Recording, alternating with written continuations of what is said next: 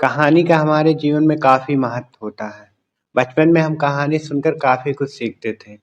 प्रिया अपने माता-पिता की बहुत लाडली है। वह 3 बड़े भाइयों की छोटी बहन है। कोई भी चीज़ माँगने पर उसी वक़्त उसके सामने हाजिर हो जाते हैं। प्रिया पूरे परिवार और नौकरों पर राजकुमारी की तरह हुक्म चलाती। उसने कॉलेज में दाखिला लिया। उसके ठाट-बाट और बड़ी गाड़ी में आना-जाना, हर दिन नया फैशन देखकर हर कोई उससे दोस्ती करना चाहता है। थोड़े ही दिनों में उसके बहुत से दोस्त बन गए। पूरे कॉलेज में उसकी अपनी एक अलग ही पहचान हो गई। इन दिनों उसके घर पर एक रिश्ता आया। उनके साथ पापा की पुरानी जान-पहचान भी थी। प्रिया के साथ कोई ज़बरदस्ती नहीं थी, पर प्रिया ने फिर भी हाँ कर दी, क्योंकि वह अपने परिवार से बहुत प्यार करती है। वह जानती है कि वे लोग उसका अच्छा ही सोचेंगे। लड़के का नाम राहुल है। राहुल काफ़ी समझदार और पढ़ा-लिखा है। ससुराल वाले भी बहुत अच्छे हैं। ससुराल में भी प्रिया को ठीक वैसे ही राज है जैसे मायके में। प्रिया की सलाह के बिना कोई भी काम नहीं होता। सबकी लाडली बहू बन गई है। कुछ दिनों में उसके घर पर एक बेटे का जन्म हुआ, जिसका नाम सचिन रखा गया। ससुराल वाले काफी खुश हुए। सचिन प्रिया को जान से प्यारा है। प्रिया कभी-कभी सोचती कि उसका किस्मत कितनी अच्छी है। उसका हर अपना उसे कितना प्यार करता है। चाहे जीवन में कैसा भी समय आए, मेरे अपने मेरे हमेशा साथ रहेंगे। मैं कभी अकेली नहीं हो सकती। कितनी खुशनसीब हूँ मैं। पर शायद प्रिया की खुशियों को उसकी अपनी ही नज़र लग गई। एक दिन वह मायके जाने की जिद करने लगी। राहुल को बहुत काम था, लेकिन फिर भी वह उसे ले गया। इत्तेफाक रास्ते में उनकी गाड़ी अन्य गाड़ी से टकरा गई। प्रिया, सचिन और राहुल बुरी तरह से जख्मी हो गए। काफी दिनों के इलाज के बाद राहुल और सचिन तो ठीक हो गए, लेकिन प्रिया पूरी तरह से ठीक ना हो सकी। सर पर चोट लगने के कारण वह अपनी आंखों की रोशनी खो बैठी। अब प्रिया की किस्मत जैसे उल्टे पांव चलने लगी। मायके वाले कुछ दिनों तक उससे मिलने आते रहे, फिर कभी-कभार फोन करके ही पूछ लेते कि अब कैसी हो। धीरे-धीरे ये सिलसिला भी कम हो गया। ससुराल वालों की सहानुभूति भी कम होने लगा। प्रिया किसी को पास बैठने के लिए कहती तो जवाब मिलता, बहुत काम है, अब तुम भी हाथ नहीं बटा सकती। राहुल भी चिड़चिड़ा हो गया है।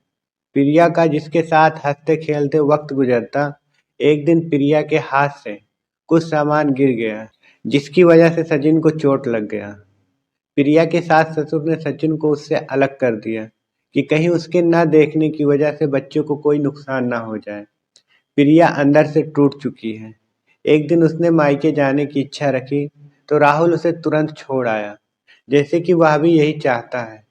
लेकिन सचिन को उसके साथ नहीं भेजा गया। प्रिया कभी सचिन से दूर नहीं रही थी, पर उसने अपनी कमी के कारण ज्यादा बहस नहीं की। प्रिया को लगा कि वह 3-4 दिन वहां रहेगी तो थोड़ा हवा पानी बदल जाएगा, क्योंकि वह कितने दिनों से भी कहीं बाहर नहीं गई थी। घर वाले भी इतने दिनों बाद उसे देखकर कितने खुश होंगे। प्रिया के घर पहुंचने पर घर वाले बहुत खुश हुए। खाने में सब कुछ प्रिया के पसंद का ही बना। उसने अपने मम्मी पापा और भाई भाभीियों से दिल खोल के बातें की। उनके छोटे छोटे बच्चे भी बुआ के साथ घुल मिल गए। रात को सोने के वक्त जब वह कपड़े बदलने लगी तो उसे पता चला कि उसका बैग बहुत भरा हुआ है। वह समझ गई। कुछ दिनों तक तो सब ठीक रहा, फिर जैसे सब बदलने लगा। सबका व्यवहार बदल रहा है। वे प्रिया से जैसे थक चुके हैं। सब लोग उससे घुमा फिरा कर पूछते हैं कि राहुल कब आ रहा है, उसे ले जाने के लिए। वह बहाने बना देती, जबकि वह जानती कि उसके लिए उस घर में कोई जगह नहीं। प्रिया से चलते वक्त कोई न कोई नुकसान हो ही जाता। थोड़ा बहुत तो टोका टाकी सुनाई देती। एक दिन उसके हाथ से लगकर एक कीमती फूलदान टूट गया। छोटी भाभी ने बहुत हंगामा मचाया। प्रिया के माता पिता रोज रोज के झमेले से तंग आ गए थे। उन्होंने राहुल को खुद से फोन कर लिया। राहुल प्रिया को अपने घर ले गया। प्रिया को अपने घर वालों से यह उम्मीद न थी। जिस प्रिया के कहे बिना घर में एक पत्ता भी न हिलता, उस घर के लिए अब वह बोझ बन चुकी है। राहुल के साथ ससुराल आते वक्त वह बहुत खुश है। क्योंकि वह अपने घर जा रही है, अपने जिगर के टुकड़े के पास।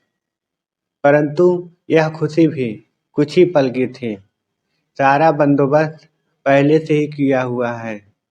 प्रिया को सीधे ऊपर वाले कमरे में पहुंचा दिया गया। सचिन से दूर रहने की सख्त चेतावनी दी गई।